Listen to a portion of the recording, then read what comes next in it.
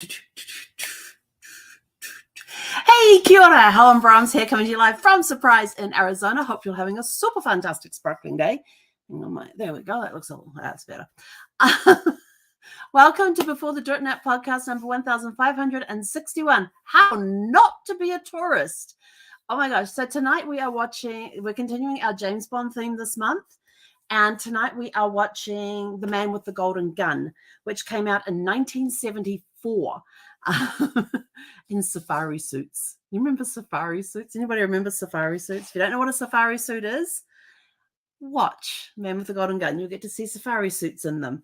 But what am I going to tell you about this? Oh, yes, How Not to Be a Tourist. So in this movie, you've got Francisco Scaramanga, who's played by Christopher Lee, and he's the bad guy. His house is on this island, and his house on the island is like, his house isn't built on the island, it's built into the island. So it's one of those places where they've kind of like got different tunnels and things, and they've created this house, like a cave house, I guess you could call it, and it's inside an island. It's really cool. And he has this whole fun house in there with all these different things, and where he practices his sharpshooting. And him and James Bond have a go-to inside the fun house at one point in the movie. But what's interesting is that I learned something new about Christopher Lee, is that he is Ian Fleming's step cousin, and he was a regular golf partner of Ian Fleming's as well. So those two got on very well. So to see him playing a character in his step cousin's movie, kind of cool when you think about it. In this movie, we see the return of Sheriff J.W. Pepper from Louisiana. If you watched To Live and Let Die, you will know all about J.W. Pepper, Sheriff J.W. Pepper. He is quite the character. And the director, Guy Hamilton, loved Sheriff J.W. Pepper so much from Live and Let Die, he actually requested that they write a part for him in this movie, The Man with the Golden Gun. Now, I have to tell you this. When you see Sheriff J.W. Pepper in this movie, see him appear in this movie, he is the perfect example of how not to be a tourist. He is like anything you've heard about tourists, he is. He can't understand, and they're in Thailand. I think they're Thailand. Oh, which Asian country are they in? They're in one of the Asian countries. And yes, this was done in 1974. So please put it in the time zone that it was in. But you could tell that he was very much not very polite to the culture of the country that he was in. I think they were in Bangkok. I want to say they were in Bangkok. Can't remember where they were. But he screams tourist. When you see him and you hear him and everything about him screams tourist. He's got the big, bright, bold shirts on. He's not being respectful to the culture that he is in. He is like the worst tourist ever. And if you ever want to know what does a tourist look like, watch this movie, watch his character in this movie, and he has everything. You want to be the opposite of exactly what he is. You want to blend in with the culture that is around you. You want to get off the beaten paths. You are respectful of the culture of the country you are visiting because you're wanting to learn more about it. He sticks out like a sore thumb. He really does. It's so bad. So I always like, if people go, well, what's being a tourist like? I say, just go watch The Man with the Golden Gun and look for Sheriff J.W. Pepper, and he will show you exactly what one of the worst tourists is like.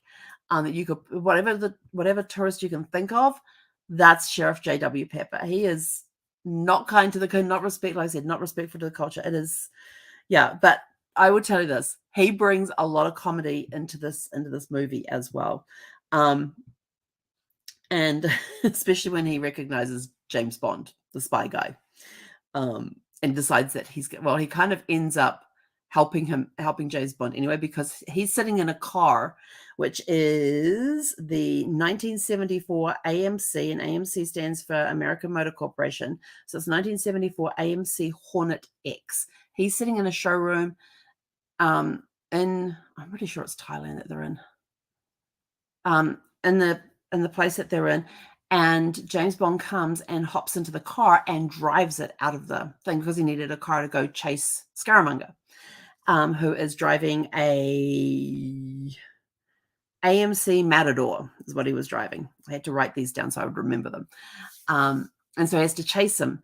And so he gets into this car in the showroom and drives it out of the thing, doesn't realize he has a passenger. All of a sudden they realize who each other are. And so Sheriff J.W. Pepper becomes his wingman in the car chase that then ensues. And yeah, he's just hilarious. He tries to make out that, he's this big, yeah. He even tries to tell the policemen they show up.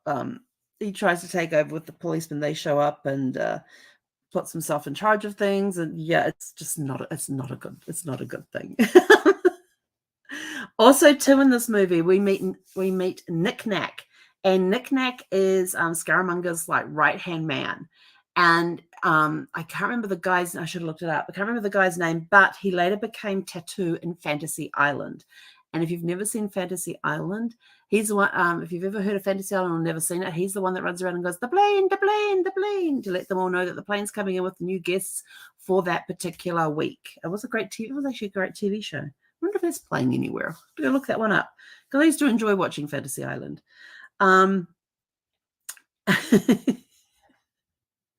Sorry, I keep reading everything a traveler is not. And then Maud Adams, we get introduced to Maud Adams. Her and Britt Ekland are both in this movie. They both play Bond girls, and they are both former Swedish models. And Maud Adams is sort of like Christopher Lee's mistress. And but she plays Andrea Anders, but she comes back in the 1983 movie Octopussy as the character Octopussy. So we get to see her again later on, but in a completely different role. So if you see her in this one, then you see her again in that one. That's why. And then Scaramanga's home is on an island in the China Sea, is where his home is. And Scaramanga has what's called the Golden Gun. Now, the Golden Gun is actually pretty cool. And you actually see him just take out all of these pieces and put them down. He takes out a fountain pen, a cigarette lighter, a cigarette case. He takes a cufflink off. And you see him do this while he's sitting there talking to some guy at a table. And then he just starts fiddling with the pieces. The fountain pen becomes the barrel. The cigarette lighter becomes the bullet chamber. The cigarette case is the handle. And the cufflink is the trigger. And he actually puts these pieces together while he's just having a casual conversation with a guy at the other end of the table. And then he takes the bullet from his belt buckle, and because he's got the golden bullet in the belt, and his bullets are made of solid gold, are made of gold. And so he puts the bullet in there and then shoots the guy at the other end of the table. And then he just quietly dismantles it and puts them all away into his pockets on his safari suit. Now, in this movie, this movie is so fun. Again, they set a Guinness Book World Record thing with one of the car stunts. So they have two car stunts. So the first one's AMC. Well, it's the second one actually. The second one is the AMC Matador, which has been driven by Scaramanga. They drive it into this big barn thing, and they attach. You see it like clipping on all these different things. It comes out. It's got these wings attached to it. The dashboard's changed to flight instruments with the flight steering wheel joystick. And they drive off down the runway and take off.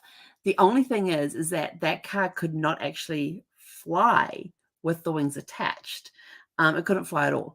So we see the car go down the thing, but when we see it up in the air, it's actually a meter-long model that has been flown remote controlled by remote control. So that's when you see that one flying. The other one, though, is the 1974 AMC Hornet X, and this does a corkscrew leap across a river. And you put in a corkscrew? Yeah. They take off on this ramp on one side of the river, which causes the vehicle to do a 360-degree turn to land on the river on the other side, on the other half of this broken bridge. It is a phenomenal stunt. It is not CGI. It was actually done. And the stunt driver who did that was Lauren Bumps Willett, and he did it on the first go. It was successful. It was done in one shot, and he gets out and he says, I'm not doing that again. They paid him 30 grand on the spot as a bonus for nailing it the first time. But first of all, before they actually did the jump, it was first tested on a computer simulation, which was the first of its kind that was done at the Cornell Aeronautical Laboratory. So they worked out all of the mechanics of it. They worked out how, the angles that the ramps had to be on, how the distance and everything else before they actually did the stunt. And then, it did the stunt, got it done in one take, got paid 30 grand bonus for doing it in one take. And it is an incredible stunt. When you see it in the movie, it is actually slowed down, because if they did it at normal speed, it would have been too quick for you to see. I like to think is, and leading up to them doing the jump, James Bond is in the car, of course, with the sheriff, and he sees Scaramanga on the other side of the river, and he's trying to figure out how to get across. And so he sees the broken bridge and sort of like backs up, and J.W. Pepper looks at this bridge and looks at him and goes, "You ain't gonna jump that, are you? You ain't gonna do that, are you?" And he goes, "We sure are." And then they do, and then the stunt is done, and it is an incredible stunt. It's one of the best stunts I have seen them do in a James Bond movie, and I absolutely love watching this movie because I love to see that stunt. I love the return of Sheriff J.W.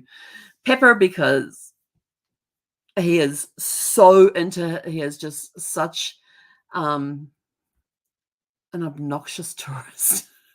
I can't think of another word for him at the moment. But if you watch it and you can think of a better word, let me know. I'll be happy to use that one.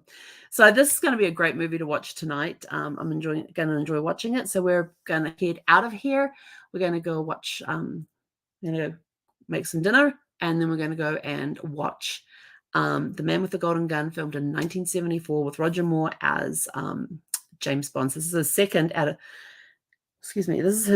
out of 7 James Bond movies that he did. He is the only James Bond to have done 7 James Bond movies. Timothy Dalton did 2. Sean Connery did 6. Daniel Craig did 6, and Pierce Brosnan, I think, did 4. Does that equal 25? Let's see, 7, 6, 13, 14. Another 6 is 20. 4, I've missed one somewhere along the way. Maybe Pierce Brosnan did 5. Hang on. Timothy Dalton did 2. Let's see. 1, 2, 3, 4, 5. So that was... Hang on, we're going to write this down.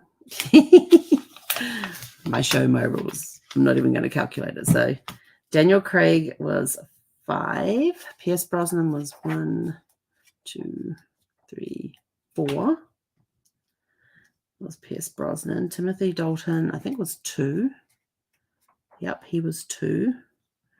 Roger Moore was 7. George Lazenby was 1. And what have I got now? 9, 10, 11, 18, 19. And Sean Connery was 6. And that's not counting Never Say Never Again. That's just within the franchise. So, so Roger Moore did 7 James Bond movies. Sean Connery was second with 6.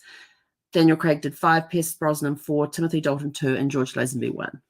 So, So tonight I'm going to go watch The Man with the Golden Gun. I enjoyed this one. I love Scaramanga's house. I think it's awesome. You're definitely into the 70s when it comes to fashion and automobiles and that sort of thing as well. You get to see the lovely safari suits, which were very popular in the 70s. And honestly, I didn't like them. I was growing up in the 70s. I wasn't quite in my teenage years during that time. I was not a fan of the 70s fashions, but you get to see it. Got to see it a lot in Live and Let Die last night, and got to see it, and we get to see it again tonight. And this time they bring out the safari suits. So Anyway, I will leave you with that. Go out, have a super fantastic, sparkling evening, and we'll catch you guys back here tomorrow evening at 6 p.m. Pacific. Hey, konera.